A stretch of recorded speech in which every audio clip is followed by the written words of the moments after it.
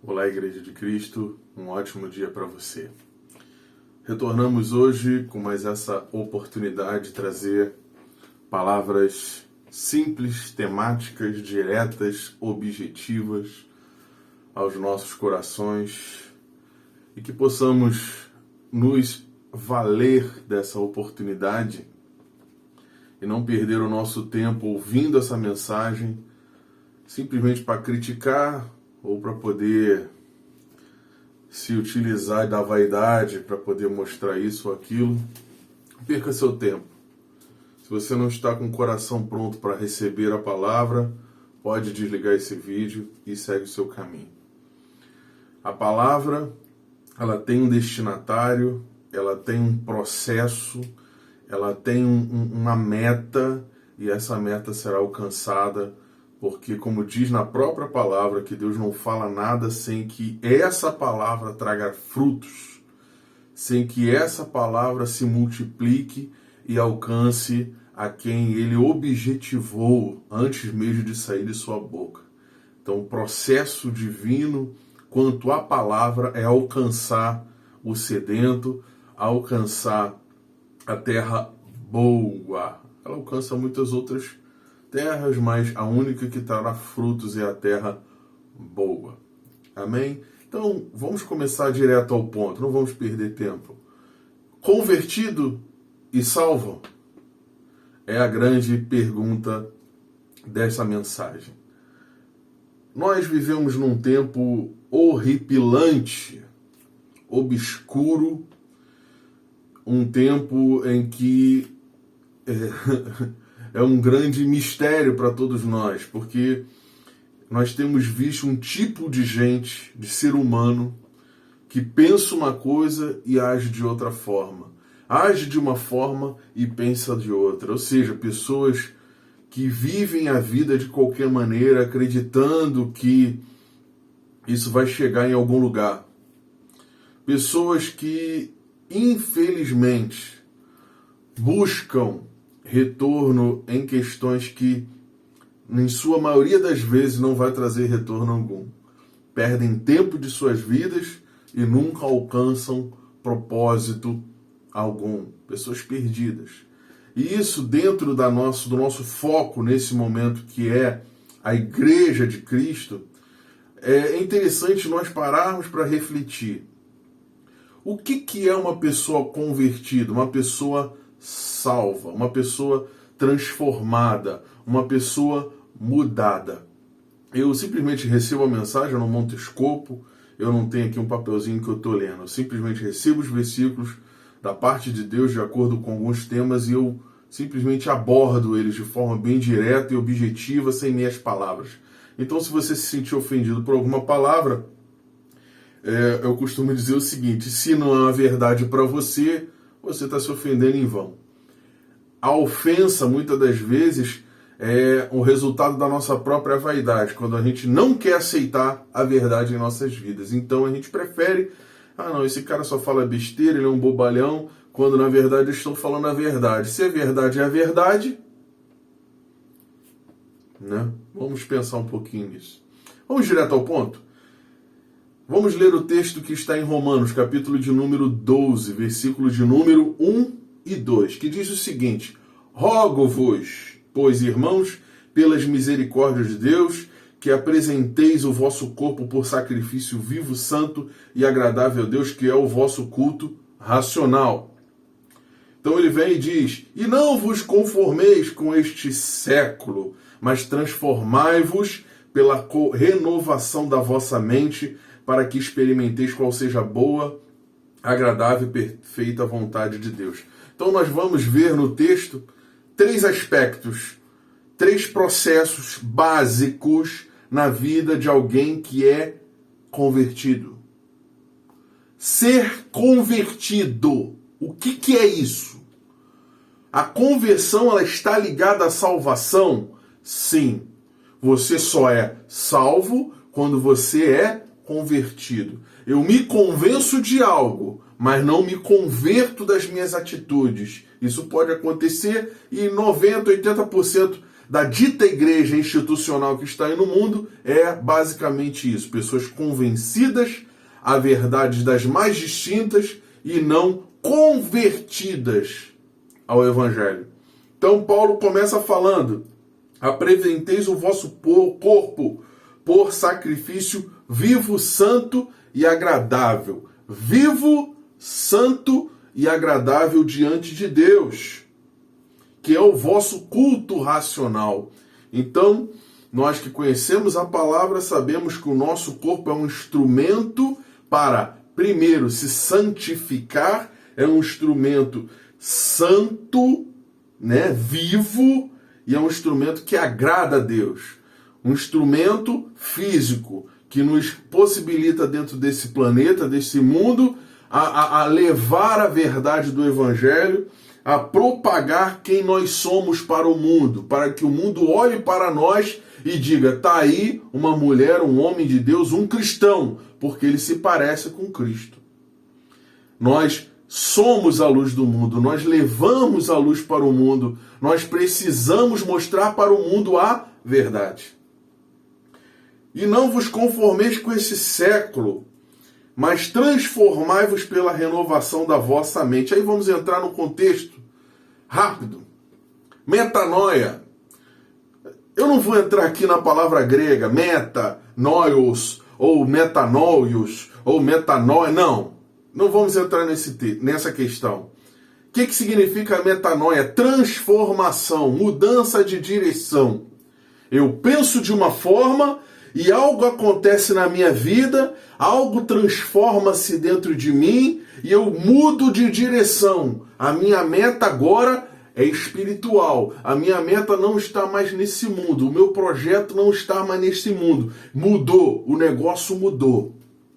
Quando eu me convenço de algo, não, é legal isso aí é importante. Mas aquilo não me move, não me transforma, não me muda por dentro. Em resumo, metanoia é isso, uma transformação de dentro para fora. Eu coloco para fora o que foi mudado em meu interior. A minha transformação interna, uma metanoia, uma mente mudada, transformada, renovada, como diz a palavra, pela renovação de vossa mente, para que experimenteis. Então, entramos no processo de, quando a minha mente é transformada, quando eu compreendo que o meu corpo é o templo do Espírito Santo, que Deus tem um projeto que inclui a minha vida física, a minha vida moral e a minha vida espiritual, a partir daí eu começo a provar, a experimentar a boa, agradável e perfeita vontade de Deus na minha vida. A vontade de quem? Não minha, de Deus. A vontade é de Deus, pertence a Deus. Então, o que a minha vontade tem a ver com isso? Nada. Eu sou um escravo. Eu sou um instrumento nas mãos de Deus. A minha vida já não me pertence. Aquele que quiser ganhar a sua vida, perdê-la. Então a gente precisa lembrar dos princípios de Cristo. Eu não posso me alongar, porque eu preciso finalizar esse vídeo em 15 minutos. O que significa essa mudança, essa metanoia?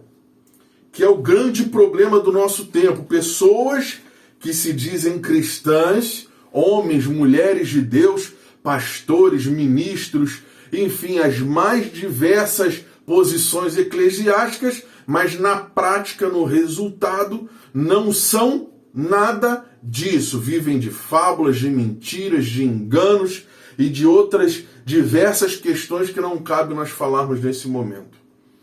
Então vamos agora em Gálatas, capítulo de número 5, versículo de número 16. E começa dizendo: digo, porém, andai no Espírito e jamais satisfazeis a concupiscência da carne, porque a carne milita contra o Espírito, e o Espírito contra a carne, porque são opostos entre si, para que não façais o que, porventura, seja o vosso querer. Mas se sois guiados pelo Espírito, não estáis sob a lei.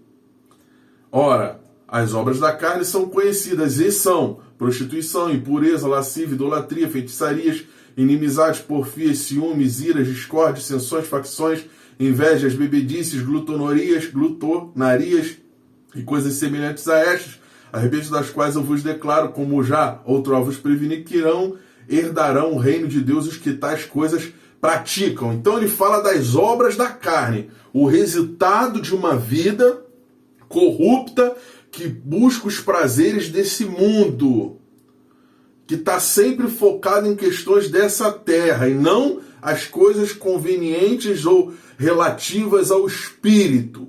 Então você se diz cristão, mas você é um glutão, você é um mentiroso, você é um cara que cria iras, contendas, um fofoqueiro, uma pessoa arrogante, você é tudo menos parecido com Cristo.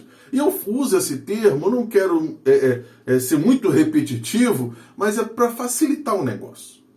Você ou é ou não é, ou está ou não está, como nós falamos no último vídeo. Coisas semelhantes a essa das quais a respeito eu vos declaro.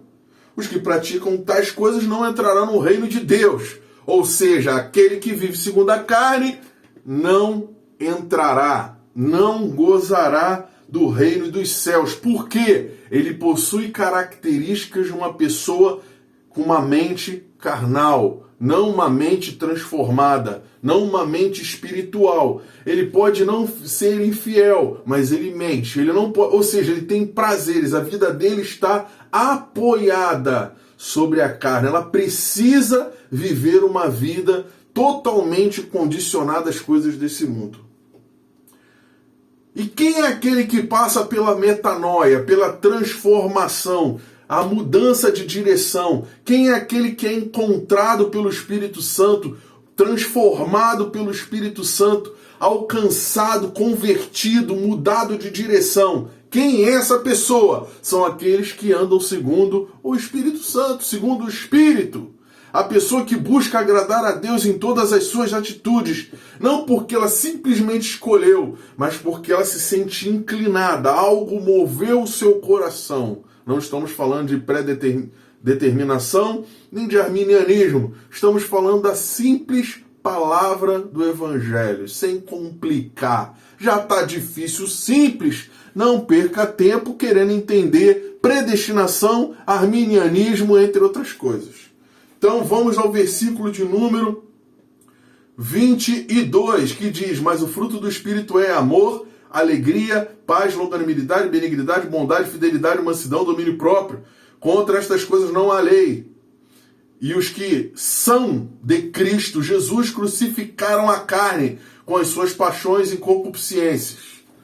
Resumo com a palavra de Paulo: os que são, não os que não são, é os que são crucificaram a sua carne, mudaram de direção, transformaram o seu caminho. Então, como nós sabemos se eu sou convertido e salvo? Quando eu mudei de direção. Não estou mais preocupado com as coisas desse mundo, não estou preocupado com dinheiro, com sexo, com bebida, com droga, com prazeres temporais, não estou preocupado com visões da irmãzinha, do irmãozinho, com a palavra torta, com dinheiro, com nada disso. Coisas temporais, coisas desse tempo, que quando você fechar o olhinho, descer a sepultura, você não vai levar com você. É o que diz a palavra, e eu gosto de ser redundante quando falo: louco o que tem preparado para quem será. Estamos preocupados com as coisas dessa vida, com dinheiro, com riquezas, com posses e etc. Pastores fingindo ter uma vida de pastor, mas quando chega no final vive uma vida de mentira. Então finalizo da seguinte forma, no versículo 25, para finalizar, a gente terminar aí com 15 minutos. Se vivemos no Espírito, andemos também no Espírito. Não nos deixemos possuir de vanglória, provocando uns aos outros, tendo inveja uns dos outros. Viva pelo Espírito. Se você é a igreja do Senhor, mulher, homem de Deus, comprometa-se com Deus. Abra mão das coisas desse mundo.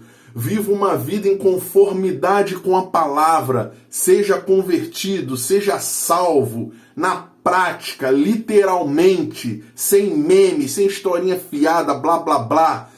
Eu tenho que botar o terno, eu tenho que parecer que sou. Não se preocupe com isso. Seja a luz. e o sal dessa terra, um salvo crente em metanoia constante em Cristo Jesus. Deus te abençoe.